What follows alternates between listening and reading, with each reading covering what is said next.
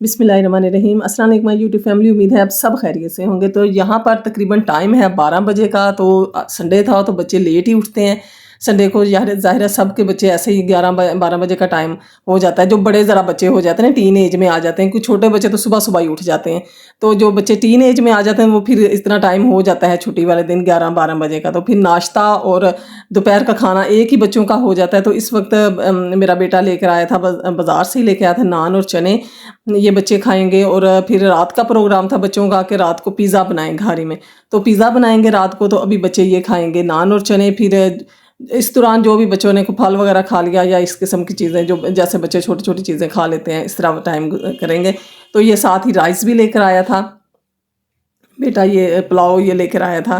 तो बच्चों को घर में जितना भी टेस्टी खाना मिल जाए ना, लेकिन बाज़ार का खाना बच्चों को अलग ही टेस्ट उसका लगता है। वो बाज़ार का ज़्यादा बच्चे पसंद करते हैं, चाहे घर में जितना भी टेस्टी खाना बना हो।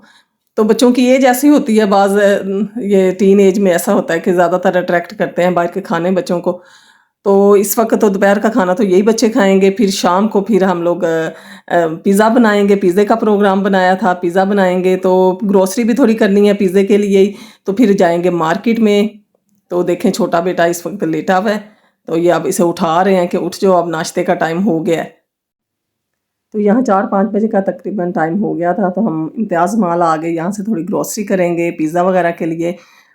तो फिर अब जो ज़हन में लेकर आते हैं कि ये चीज़ लेनी है, तो फिर उससे ज़्यादा चीज़ें, वो ज़हन वाली चीज़ें तो थोड़ी सी होती है ना, तो उससे ज़्यादा डबल चीज़ें तो वैसे ही आ जाती हैं बच्चे देख के। जो भी इन्होंने अपने लेस वगैरह इस किस्म की चीज़ें लेनी होती है तो उसका ज़्यादा बिल बन जाता है।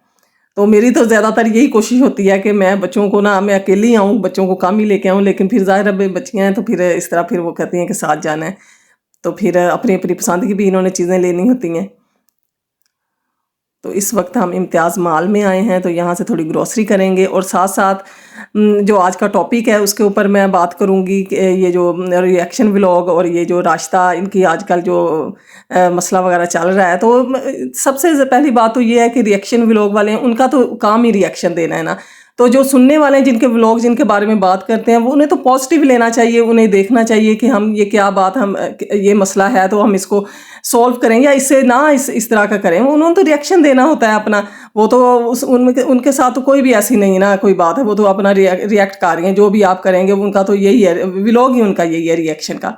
और फिर वो किसी लॉजिक के तहत बात करती हैं। कोई ऐसी नहीं, बहुत एजुकेटेड गर्ल हैं वो, तो किसी लॉजिक के तहत ही बोलती हैं। और उनकी तमाम, आप जितनी भी उनकी आप बातें सुन लें, कोई ऐसी फजूल बात नहीं लगती।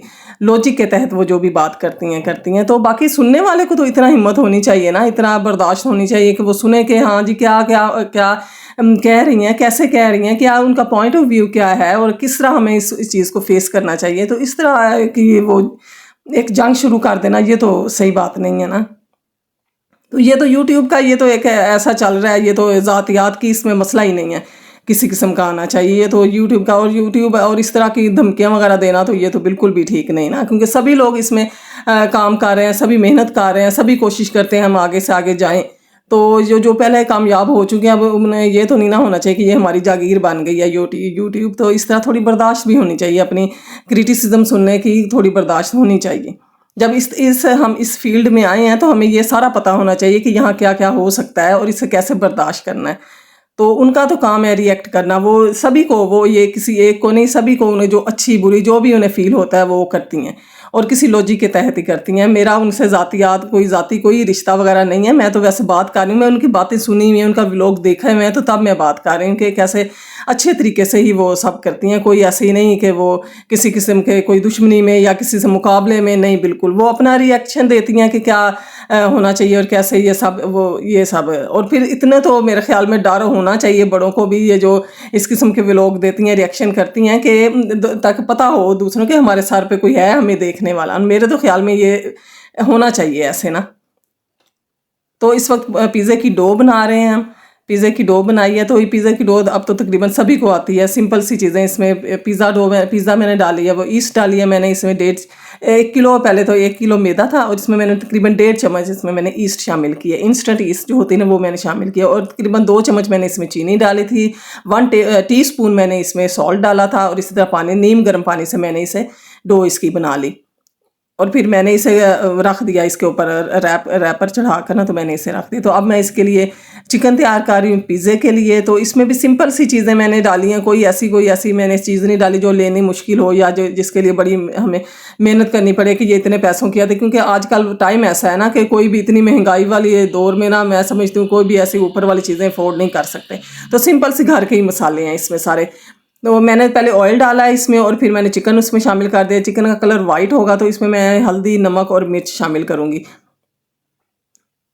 तो अगर आपके पास तिक्का मसाला है तो आप डायरेक्ट वो तिक्का मसाला सिर्फ शामिल कर सकते हैं। तो इस तरह सिंपल सा ये चिकन तैयार हो जाएगा ये पिज़्ज़े के लिए। कोई आपको किसी किस्म की सॉस वगैरह डालने की, या अगर घर में हैं अगर तो फिर डाल लें, अगर सोया सॉस है, चिली सॉस या इस किस्म सिरका वगैरह है तो डाल लें, अगर नहीं है तो कोई ज़रूरत भी नहीं है। इससे ही बड़ा मज़े का बन जाता है चिकन।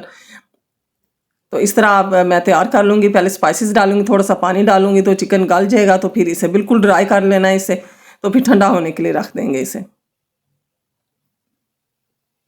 और अच्छी तरह आपने इसे कर लेना है। सब स्पाइस, गरम मसाला भी मैंने इसमें शामिल किया है।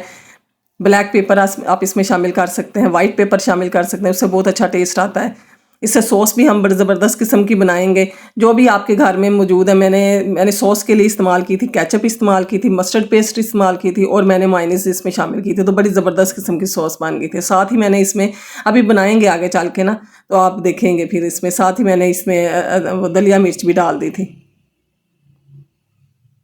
तो जब तक इसका पानी खुश्क हो जाता है अच्छे से, तो हम इसे थोड़ी देर के लिए इसके ऊपर लिड दे के रखेंगे ताकि चिकन भी अच्छी सा गल जाए, सॉफ्ट हो जाए चिकन।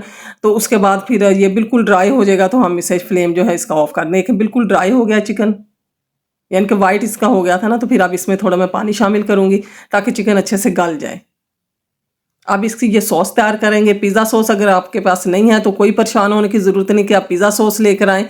बिल्कुल जो आपके पास घर में केचप मौजूद है, मायोनीज़ मौजूद है, ये शामिल करें। इसमें मस्टर्ड पेस्ट मैंने शामिल किया, अगर नहीं है तो स्किप कर दें, ना शामिल करें। जो भी आपके पास है, चिली सॉस है, सिरका है और वो सोया सॉस है, वो भी आप इसमें शामिल कर सकते हैं अगर घर में है तो। अदरवाइज़ बिल्कुल परेशान होने की ज़रूरत नहीं। आप जस्ट टमाटर केचप ले लें और इसमें ये दलिया मिर्च शामिल कर लें तो वही काफ़ी हो जाएगा इसके लिए, चिली सॉस के लिए। साथ इसमें आप अगर लहसुन थोड़ा सा चॉप करके डाल लें तो वो अगर पसंद करते हैं तो वो भी ज़बरदस्त हो जाती है, बन जाती है सॉस।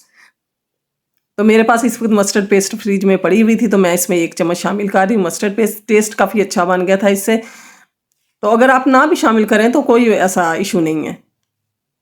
अब ये नहीं कहें कि ये मस्टर्ड सॉस अब डालना ज़रूरी है तो अब ये हो तो हम बनाएं, नहीं, कोई ऐसा नहीं है मसला।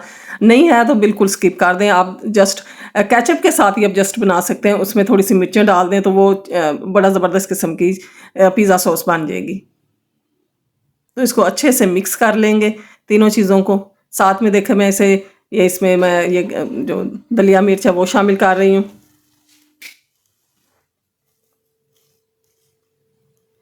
इसे अच्छे से मिक्स कर लेंगे।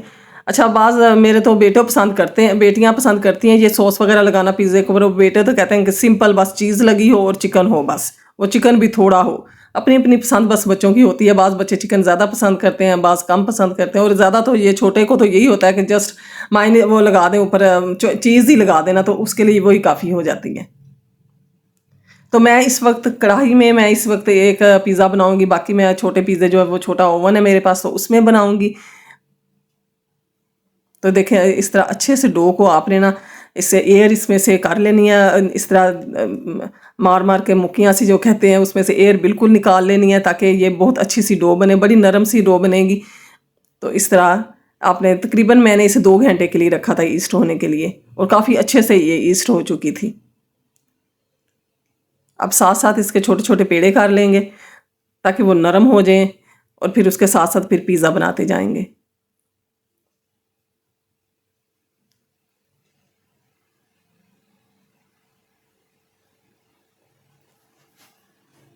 थोड़ा सा मैं इसे मैदा इसके ऊपर स्प्रिंकल करूँगी ताकि साथ ना लगे डो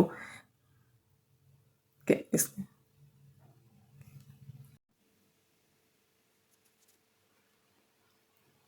तो पैन में बनाने के लिए मैं थोड़ा बड़ा इसका ले रही हूँ पेड़ा।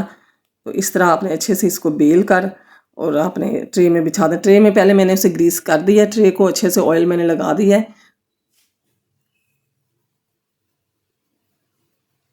ये बस इस तरह बहुत आसानी से बन जाता है। ये कढ़ाई आप लें या जो भी बर्तन है आपके पास, कोई बड़ा पतीला है बड़ा, वो आप रख लें। मैंने सॉल्ट डाला है उसमें और इसे प्री हीट होने के लिए मैंने रख दिया है उसे।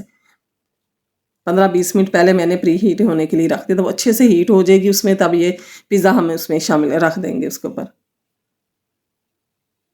चीज़ इस पर पिज़्ज़ा चीज़ में लेकर आई थी, तो वही हम इसके ऊपर स्प्रिंकल करेंगे। आपने केचप वगैरह डालने के बाद, सॉस डालने के बाद फ़ौरन से आपने चीज़ शामिल करनी है, उसके बाद चिकन डालना है। इस तरह ये देखें काफ़ी प्री हीट हो चुका है ये, तो इसमें शामिल, ये देखें ये अब तैयार हो चुके। तकरीबन 15-20 मिनट लगे थे इसको ना तैयार होने में, पिज़्ज़े को। देखें कढ़ाई में भी कितना ज़बरदस्त पिज़्ज़ा तैयार हुआ है। आज की वीडियो में आप देखेंगे कि अचानक से जो दाना आ जाता है, ये प्रॉब्लम सभी के साथ होती है। कोई भी फंक्शन है, कहीं भी जाना है, तो रात को कोई ना कोई पिंपल, कोई ना कोई दाना फेस के ऊपर अचानक से निकल आता है, तो उसका फिर हम लोग परेशान होते हैं कि अब इसका क्या हाल होगा। तो आज की रेमेडी में आप 3 स्टेप देखेंगे किस तरह आप अर्जेंटली अपने फेस के ऊपर ये दाना या पिंपल आ गए तो उसको किस तरह रिमूव कर सकते हैं ओवरनाइट में। तो ये ओवरनाइट आपका इस तरह मैजिकल वर्क दिखाएगा ना, ये तमाम टोटके जो 3 मैं बता रही हूँ कि जब आपके जो ओवरनाइट ही आपकी स्किन के ऊपर से जो दाना है वो बैठ जाएगा और बिल्कुल भी फील नहीं होगा कि कोई पिंपल वगैरह निकला था। इसको आप डे में भी इस्तेमाल कर सकते हैं, अगर रात का टाइम नहीं है तो आप 2-3 घंटे के लिए इसको लगा लें फेस के ऊपर, तो आप ये इस्तेमाल, तो इससे भी काफी हद तक फर्क पड़ जाता है पिंपल वगैरह को। क्योंकि जब दाना वगैरह पिंपल निकल आता है फेस के ऊपर, एक तो मेकअप करना बहुत ज्यादा मुश्किल हो जाता है, किसी किस्म की कोई क्रीम नहीं लगा सकते, बहुत का इतना पेनफुल होता है कि बच्चियां परेशान हो जाती हैं। तो आज के सिंपल से टोटके हैं इजीली, जो आप अपने फेस के ऊपर से इस दाने को बिठा सकते हैं, थोड़ा कम कर सकते हैं और अपनी ये परेशानी जो है इसको हल कर सकते हैं। तो चलते हैं रेमेडी की तरफ।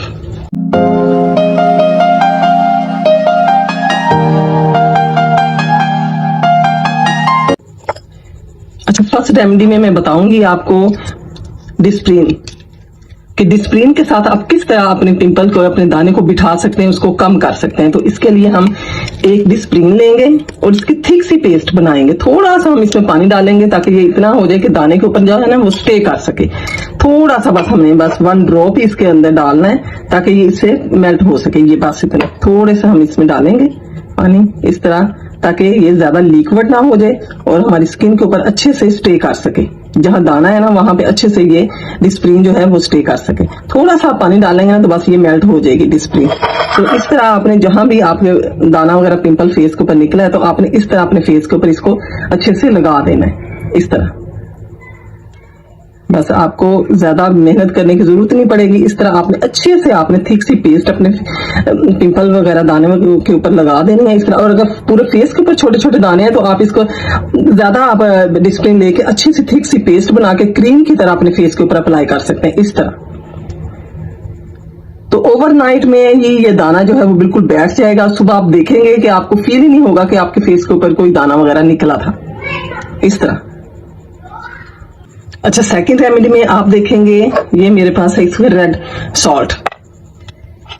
तो इसको आपने अपने फेस के ऊपर किस तरह लगाना है, अपने दाने के ऊपर, पिंपल वगैरह के ऊपर किस तरह लगाना है। इसको भी थोड़ा सा आपने पहले पानी लगाना है अपने फेस के ऊपर इस तरह ना, आपने जो भी जहां भी दाना है ना फेस के ऊपर वहां थोड़ा सा इस तरह पानी लगाएं। उसके बाद आप रोज वाटर भी लगा सकते हैं। उसके बाद इसको नमक को इस तरह आपने उसके ऊपर दाने के ऊपर लगा देना है, पिंपल के ऊपर। ये रेड सॉल्ट है, आपने रेड सॉल्ट इस्तेमाल करना। हम सिंपल वाला सॉल्ट नहीं, व्हाइट वाला नहीं लेना सॉल्ट, रेड वाला लेना, जो हिमालय का सॉल्ट होता है ना, यही वाला लेना है। इसी के साथ आपके ये इसको फर्क पड़ेगा दाने को ना। तो इस तरह आपने अच्छे से लगा देना है अपने दाने के ऊपर, जहां भी आपका पिंपल वगैरह फेस के ऊपर निकला इस तरह लगाकर। तो थिक सी इसकी लेयर लगा दें और फिर बस इसको छोड़ दें। इसके साथ भी जब आप सुबह देखेंगे ना, आपका जो दाना है वो बिल्कुल बैठ जाएगा और बिल्कुल भी पेन नहीं होगी। बाजू का बहुत ज्यादा पेन करने वाले भी दाने निकल आते हैं, टीप वाले निकल आते हैं, तो ये भी इससे भी फर्क पड़ेगा इस तरह। ये सिंपल सी रेमेडी है और बिल्कुल जबरदस्त किस्म का ये मैजिक वर्क दिखाती हैं ये। तो इसको लगाकर ओवरनाइट के लिए छोड़ दें, तो सुबह आप देखेंगे आपको बिल्कुल, आपके जो जितने आप परेशान थी कि मेरे फेस के ऊपर दाना आ गया तो अब ये क्या होगा, पिंपल आ गया, मेकअप नहीं सही होगा या पेन फुल होगा ये दाना जब मेकअप करेंगे, या कुछ भी फेशियल वगैरह भी बच्चियां करती हैं, फिर क्रीम्स वगैरह लगाती हैं अपने फेस को क्लियर करने के लिए, स्किन को खूबसूरत बनाने के लिए। तो इस किस्म का आप ये इस्तेमाल सॉल्ट वाला इस्तेमाल करें, या जो पहले मैंने बताया है डिस्प्रिन वाला, ये भी टोटका जबरदस्त किस्म का है। ये अपने आपके फेस के ऊपर बहुत जबरदस्त किस्म का वर्क करेगा। जो पिंपल है वो बिल्कुल बैठ जाएगा। तो चले अब स्टार्ट करते हैं। थर्ड रेमेडी बताती हूँ आपको कि किस तरह आप अपने पिंपल को खत्म कर सकते हैं। तो थर्ड रेमेडी में मैं इस्तेमाल करूंगी कोलगेट। कोलगेट पता है आपको कितनी जबरदस्त हमारे फेस के ऊपर वर्क करती है, हमारी स्किन को कितना ज्यादा क्लियर कर देती है। तो ये दाने के ऊपर भी इसी तरह जबरदस्त किस्म का वर्क करती है। आपने जहां भी आपका पिंपल वगैरह है तो आपने इस तरह अपने फेस के ऊपर लगा देना है, अपने दाने के ऊपर इस तरह इसको ना इस तरह थिक सी लेयर, जिस तरह क्रीम वगैरह लगाते हैं ना, इस तरह आपने लगा देनी है। तो बस छोड़ देना। सुबह आप देखेंगे कि दाना बिल्कुल बैठ जाएगा और बिल्कुल फील ही नहीं होगा आपको कि कोई पिंपल आपको निकला भी था। और जबरदस्त किस्म की ये रेमेडी है, तो आप लोग जरूर ट्राई कीजिएगा इन तमाम टोटकों को। तो ये तीनों टोटके जबरदस्त किस्म का वर्क करते हैं आपकी स्किन के ऊपर। आपके जो भी आपके पिंपल दाना निकले उसे बिल्कुल बिठा देंगे, आपको फील ही नहीं होगा। सुबह आप जब देखेंगे ना उठ करके, आपको फील नहीं होगा आपके फेस के ऊपर कोई दाना था अभी। तो अपनी प्रॉब्लम को जरूर सॉल्व कीजिएगा इन तीनों टोटकों के साथ, और बहुत जबरदस्त किस्म का ये वर्क करेंगे, बिलीव मी। और इसके साथ साथ मुझे इजाजत दें, दुआओं में याद रखें। अल्लाह हाफिज।